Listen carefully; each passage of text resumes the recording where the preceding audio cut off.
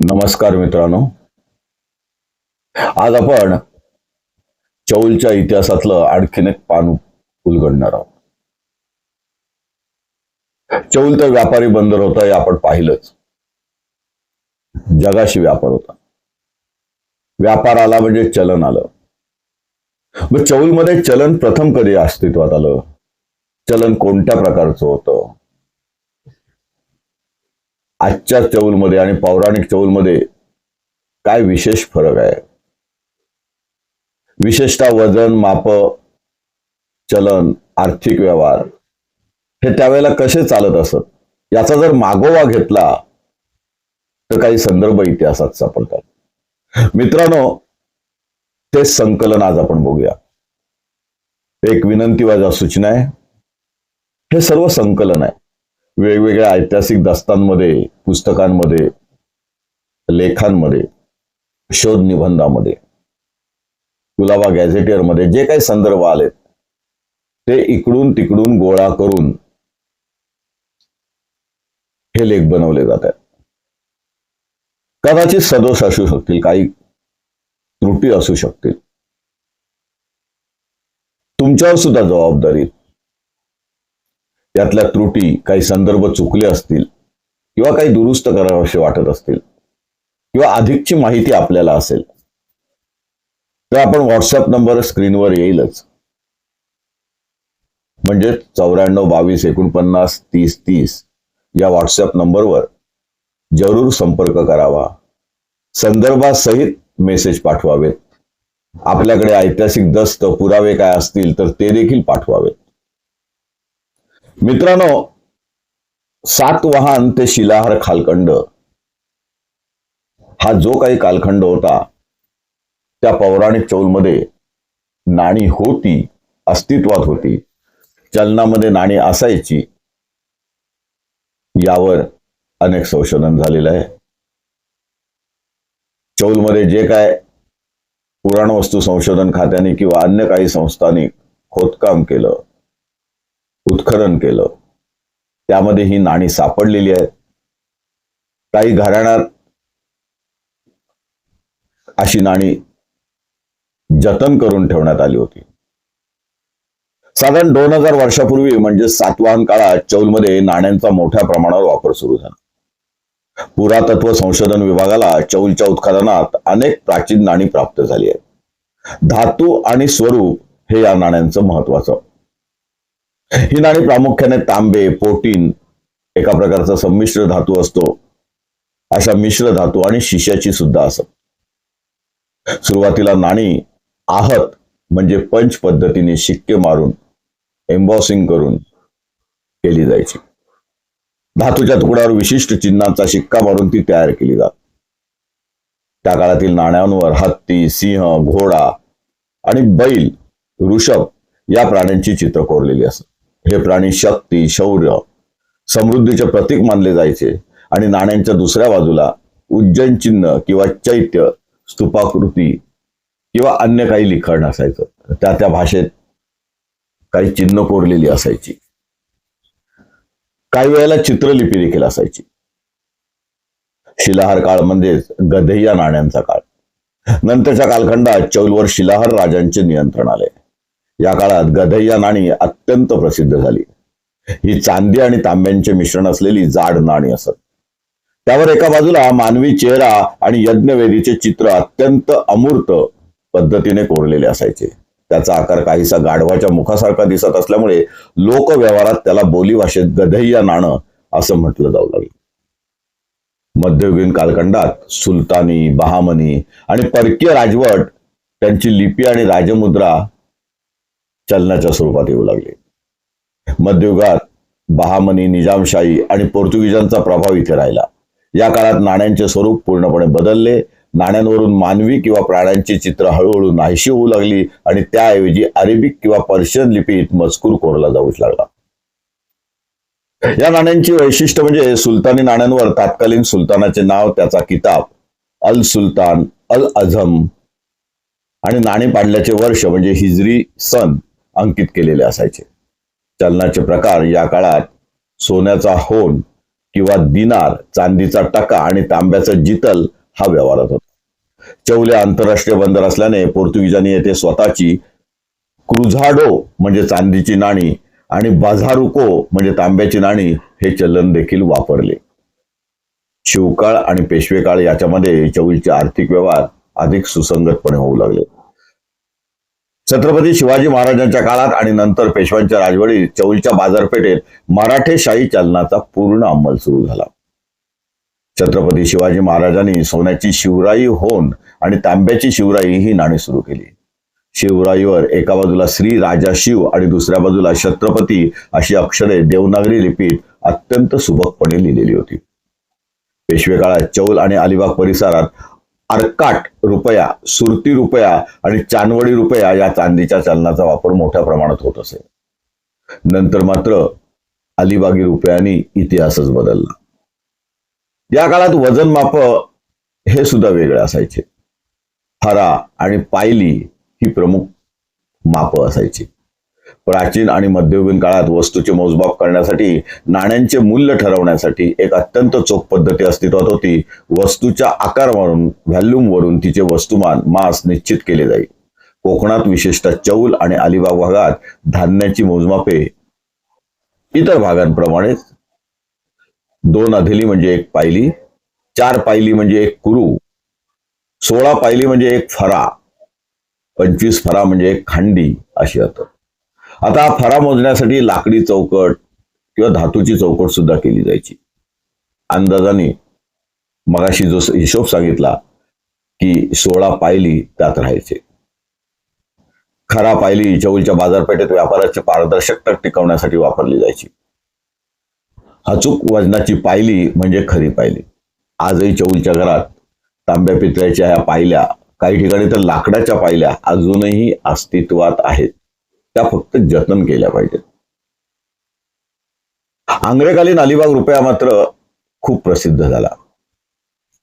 अलिबाग तालुक्याच्या इतिहासात सरखेल कान्होजी आंग्रे आणि त्यांच्या वंशजांचा कालखंड हा सुवर्ण काल मानला जातो. आंग्रे घराण्याने अलिबागवर स्वतंत्रपणे राज्य केले आणि पेशव्यांनी आग्रांना स्वतःची टाकसाळ म्हणजे नाणी पाडण्याचा कारखाना चालू करण्याला परवानगी सुद्धा दिली. तशीच कायदेशीर सनद सुद्धा होती. अलिबागच्या ऐतिहासिक हिराकूट किल्ल्यात ही टाकसाळ कार्यरत होती आणि अलिबाग रुपया हा चलनात वापरात आला. हा रुपया शुद्ध चांदीचा असायचा आणि त्याचे वजन साधारण 11 मास म्हणजे सुमारे 11.3 ग्रॅम इतकं भरत असत. हे नाणे आंग्र्यांचे असले तरी तत्कालीन दिल्लीच्या मुघल बादशाचे उदाहरण शाह आलम पर्शियन भाषेत त्यावर नाव कोरलेले असायचे. नंतरच्या काळात मात्र या नाण्यावर आंग्रे घराण्याचे स्वतःचे एक विशेष ओळख चिन्ह असायचे. त्याला अंकुश किंवा कट्यार असं म्हटलं जाईल. या विशेष चिन्हामुळे हे नाणे संपूर्ण महाराष्ट्रात अलिबागी रुपया किंवा अंकुशी रुपया म्हणून प्रसिद्ध झाले. अलिबाग, चौल आणि संपूर्ण उत्तर कोकणात हा रुपया अत्यंत विश्वसनीय मानला जाईल. ब्रिटिश चलन येण्यापूर्वी संपूर्ण अलिबाग तालुक्याला अंतर्गत आणि आंतरराष्ट्रीय व्यापार याच अलिबागी रुपयाच्या बळावर चालायचा. स्वातंत्र्यपूर्वाचा काळ पै, पैसा, चौली, पावली ब्रिटिश सरकार पूर्णपणे स्थिरावल्यानंतर त्यांनी मात्र ही सगळी नाणी, चलन हळूहळू मोडीत काढायला सुरुवात केली. भारतातील स्थानिक टाकसाळी बंद केल्या आणि स्वतःचे एक समान चलन संपूर्ण देशात जारी करण्याचा प्रयत्न केला. आपल्या अलिबागच्या ग्रामीण व्यवहारात आणि बोलीभाषेत स्वातंत्र्यापूर्वी जी नाणी आणि वजने लोकप्रिय होती ती काही अंशी तशीच राहिली. पै हे सर्वात लहान चलन होते. पुढे पै पैसा हा जी म्हण आली ती त्यावरूनच. घेला किंवा दमडी 3 पैशाचा किंवा 3 पैकाहून 1 थेला होत असे. इथे आणखी सांगितले कवडी सुद्धा देणार नाही असं जे बोलायचे तेव्हा बार्टर सिस्टीम मध्ये जुन्या चौलमध्ये सुद्धा कवडी, शंख शिंपल्यांमधली कवडी हे चलनात होते. त्यांतही बार्टर सिस्टीम किंवा चलन मोजले जायचे. अर्थात हे पुरातन चौल किंवा पुरातन भारतीय चलन व्यवस्थेचा इतिहास याच्यामध्ये सुद्धा हे सर्व आहे. भोकाचा पैसा किंवा ढबू पैसा हा देखील प्रसिद्ध होता. 4 पैशाचा म्हणून 1 आणा बनत असे. नंतर 6 पैशाचा आणा झाला. 2 आणे म्हणजे चौली आणि सुका पैसा साधारण 12. पैसे. पावली 4 आणे म्हणजेच 25 पैसे. आधेला हाडा 8 आणे म्हणजेच 50 पैसे. रुपया 16 आणे म्हणून 4 पैशाचा 1 रुपया त्यावेळी होता. नंतर 6 पैशाचा 1 रुपया 1 आणा झाला. अनेक साहित्यामध्ये या सर्वाचाच उल्लेख आहे.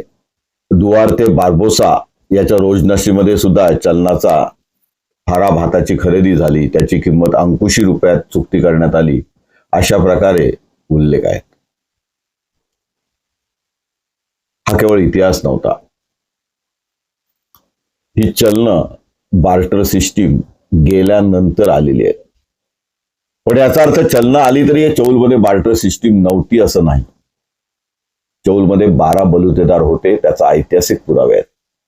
आजही चौलमध्ये वेगवेगळ्या आडनावाची आळ्या आहेत, ज्याला एखाद्या गावाची अंतर्गत रचना म्हणता येईल. त्या पद्धतीने कुंभारळी असेल, चांभारळी असेल. आता कालाप्रमाणे नावं बदलली, पण कुंभाराने मडकी द्यायची, शेतकऱ्यांकडनं बागायतदारांकडनं नारळ सुपारी घ्यायची. कोळी लोक होते, त्यांच्याकडनं मच्छी घ्यायची, त्याच्या बदली नारळ सुपारी द्यायची. चिंप्याने कपडे शिवून द्यायचे. न्हाव्याने केस कापायचे, त्याच्या बदली त्याला काहीतरी धान्य मिळायचं. ही जी देवाणघेवाणीची पद्धत होती ती चलनं जरी आली तरी ग्रामीण भागात ती तशीच होती, सोयीची होती. हे आपण स्वातंत्र्यापूर्वीच बोलतोय असं नाही. इंग्रज येऊन गेले, स्वातंत्र्य मिळालं तरी सुद्धा अगदी 60च्या दशकापर्यंत काही प्रमाणात चौलमध्ये, आग्राव, थेरोंडा कोळीवाड्यामध्ये, रेवदंड्यामध्ये ही बार्टर सिस्टीम असायची. वार्षिक ठराव असायचे. किंवा माझं वालाचं उत्पन्न आहे, तुला मी एवढ्या पायली वाल देईन, त्याच्या बदल्यात तू मला लागणारी रहाटाची मडकी ही दरवर्षी द्यायचीस. सुतारकाम करणारी लोक होती. चलन हे पर्यायी व्यवस्था होतं, पण हे ग्रामीण भागात. पण व्यापारीत मात्र सगळी वजनमाप अस्तित्वात होती, नाणी अस्तित्वात होती. मग त्याच्यात शिलाहार काळापासूनचा पुरावा मिळतो. इतकंच नव्हे तर मराठे काळातला सुद्धा नाण्यांचा प्रभाव होता, पेशवे काळात होता, आंग्रे काळात होता, नंतर इंग्रज काळात सुद्धा नाण्यांचा, चलनांचा प्रभाव होता. मग दशमान पद्धत आली. आजचा भारत, आजचं चौल हे भारताचं एक सांस्कृतिक अंग ठरलं. पण चौलचा इतिहास जाणताना हा चलनाचा इतिहास सुद्धा जाणून घेणं महत्वाचं होतं. म्हणून हा खास आपल्यासाठी व्हिडिओ केला. आवडला तर विलास नाईक हे चॅनल जरूर सबस्क्राईब करा. काहीतरी वेगळी माहिती देण्याचा प्रयत्न केला जाईल. सर्वच माहिती तंत्रशुद्ध असेल, शास्त्रोक्त असेल, अगदी प्रत्येक गोष्टीचा इतिहासाचा दाखला दिलाच पाहिजे असं नाही. हे अंतिम सत्य आहे असंही नाही. यावर खूप संशोधन बाकी आहे. पण इतिहास अभ्यासकांना चालना मिळावी, चौलच्या पर्यटकांना चौलबद्दल अधिक माहिती व्हावी. अहो एवढंच कशाला, चौलच्या ग्रामस्थांना, रेवदंडच्या ग्रामस्थांना, जे मुंबईकर आहेत, पुण्यात स्थिरावलेत, त्यांना देखील आपल्या चौलचा हा समृद्ध वारसा पुरेसा माहिती नव्हता. पुस्तकात सर्व आहे, पण आपण आता सगळेच जण सण समारंभ, धार्मिक उत्सव, राजकारण, विकासाच्या गोष्टी यातच गुंतलोय. पण त्यामागे चौलच्या अतीताकडे, पूर्व इतिहासाकडे पूर्ण दुर्लक्ष होतोय. म्हणून हा प्रयत्न आहे. योग्य तो प्रतिसाद द्या. आज आपण इथेच थांबूया. जय हिंद, जय महाराष्ट्र.